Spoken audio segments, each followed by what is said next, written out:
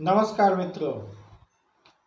आज मैं आप लोगों को एक कहानी सुनाने जा रहा हूं जो बिहार और उत्तर प्रदेश के उन कामगारों के जीवन पर आधारित है जो रोजी रोटी की तलाश में अपने घर से हजारों किलोमीटर दूर महाराष्ट्र और गुजरात जैसे प्रदेशों में इस उम्मीद से निकल पड़ते हैं कि वे अपने अरमानों को पूरा कर सकेंगे।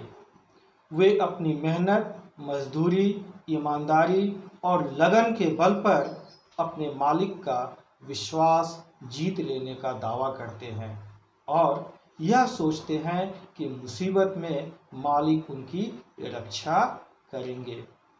पर वास्तव में क्या होता है, आइए देखते हैं इस कहानी के माध्यम से जिसका शीर्षक है लॉकडाउन जिंदगी का। आज गिरधारी का रो रो कर हाल बेहाल हुआ जा रहा था। उसे अपनी माँ की बात बार बार याद आ रही थी। 6 महीने ही तो हुए थे जब वह सुनैना को ब्याह कर लाया था। जैसा नाम वैसी उसकी आंखें, अत्यंत ही खूबसूरत, झील की तरह एकदम से नीली। अजीब सी चमक थी उसकी आंखों में। बातें भी बहुत मधुर और विनम्रता के साथ किया करती थी। वह बहुत पढ़ी लिखी नहीं थी, पर संस्कार किसे कहते हैं कोई उससे सीखे। दुल्हन बनकर आते ही उसने अपने सरल और मनभावन व्यवहार से सास, ससुर, ननद, देवर सबको अपने वश में कर लिया था। सुनैना से यदि कोई सर्वाधिक प्रसन्न था तो वह थी उसकी सास। इतनी सुंदर सुशील बहू पाकर वह फूल ही नहीं समाती थी। और गिरधारी, वह तो मानो उस पर जान छिड़कता था। उसने सपने में भी नहीं सोचा था कि उसे इतनी सुंदर पत्नी मिलेगी। वैसे जब तक उसकी शादी नहीं हुई थी वह यही सोचता था कि वह पत्नी को माँ के साथ गांव में ही रखेगा। लेकिन सुनैना के प्यार ने उस पर ऐसा जादू किया कि वह सोचने लगा कि मुंबई जाते समय वह अपनी पत्नी को साथ ले जाएगा। वह उससे एक पल के लिए भी दूर नहीं रह पाएगा। वह सोच रहा था उसका मालिक बहुत अच्छा है, उस पर बहुत विश्वास करता है। करे भी क्यों ना।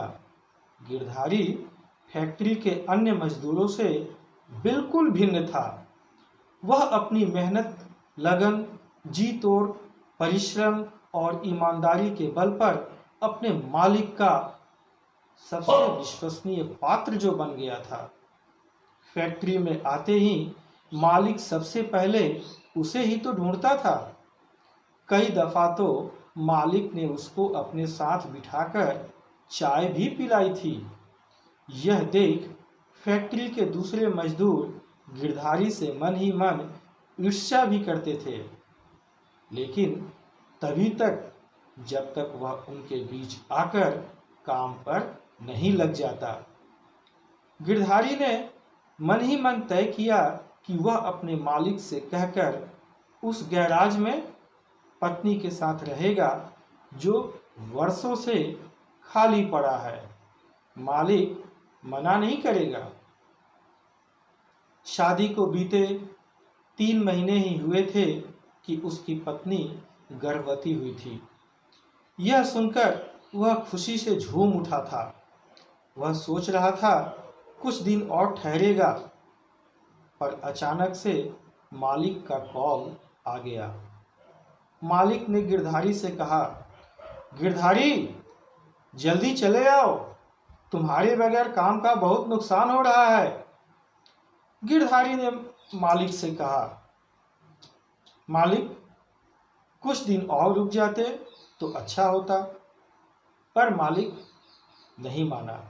अंततः गिरधारी ने माँ से कहा, माँ मालिक बुलावे है, काम को नुकसान होए है, तुम इजाज़त दे तो सुनैना को भी साथ ले जाए।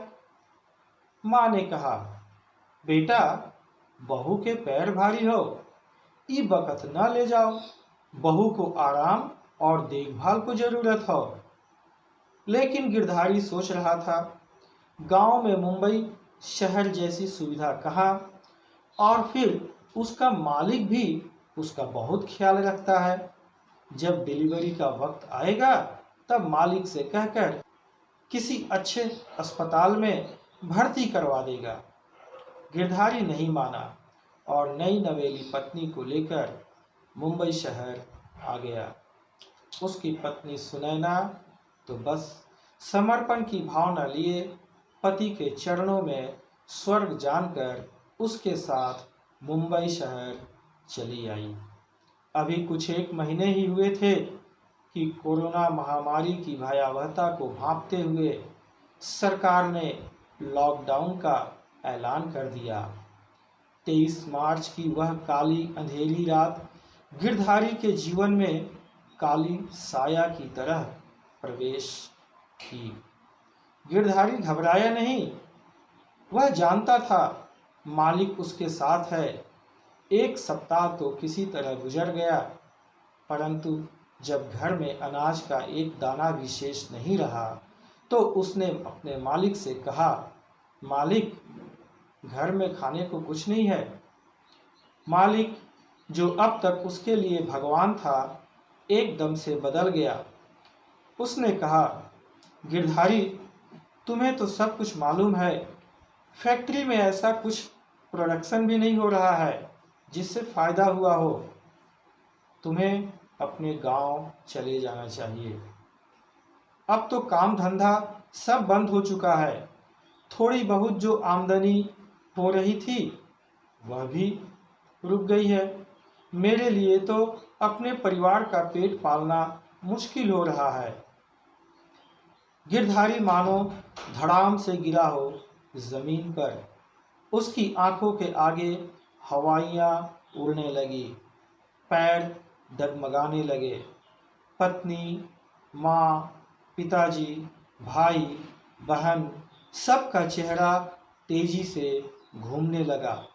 वह निर्णय लेने में असमर्थ था कि क्या करे और कैसे करे। कोई उपाय न पाकर वह पत्नी को लेकर पैदल ही गांव की ओर चल पड़ा।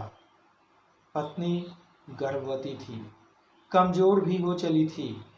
गिरधारी को मना कर सके ऐसे तो उसके संस्कार ही न थे, और फिर भूखे प्यासे वह कितने दिनों तक रह सकते थे। सो चल पड़े एक लंबी यात्रा पर। हजारों किलोमीटर का सफ़र, और वह भी पैदल। एक एक पग मानो दूरी को और बढ़ा रहा था। हालांकि इस यात्रा में वह अकेला नहीं था, और भी हजारों की संख्या में लोग अपने अपने गांव की ओर जा रहे थे। रास्ते में जहां खाना पानी मिल जाता वे अपनी भूख मिटा लेते थे। कई दिनों तक चलते रहने के कारण सुनैना की तबीयत बहुत खराब हो गई। एक ओर माथे पर सूरज की तेज धूप, तो दूसरी ओर पैरों में छाले पड़ गए थे। आंखें अंदर की ओर धंस गई थी। चांद सा चेहरा मुरझाए हुए फूल की तरह एकदम से आभाहीन।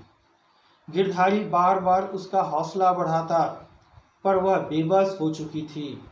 उससे अब और नहीं चला जा रहा था।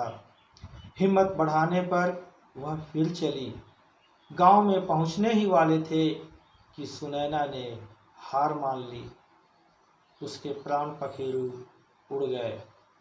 गिरधारी छाती पीट पीट कर रोने लगा, सुनैना, तू मुझे छोड़कर नहीं जा सकती, तू मुझे अकेला नहीं छोड़ सकती सुनैना, मैं तुम्हारे बिना नहीं जी पाऊंगा।